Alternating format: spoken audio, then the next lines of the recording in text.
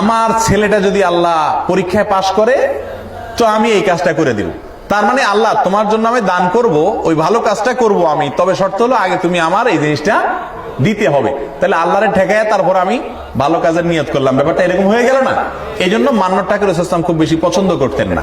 তিনি বলতেন দান করে দাও, নেকামল করো, রোজা রাখো, মান্নাত যে বিষয়টা করলে সেটা আগে করো, করে এরপর আল্লাহর কাছে দোয়া করো, আল্লাহ আমি করছি আপনি আমাকে দেন। আল্লাহ দিলে দিলেন, না দিলে নাই। কিন্তু আমরা আল্লাহরে ঠেকাই নেই, আল্লাহ আমার যদি এই অসুখ থেকে আমি ভালো হই তাহলে আমি এই কাজটা করব। তার মানে আগে আপনি করে দেন, আমার সুস্থ, তারপর আমি এটা করবো। ব্যাপারটা এরকম হয়ে গেল না?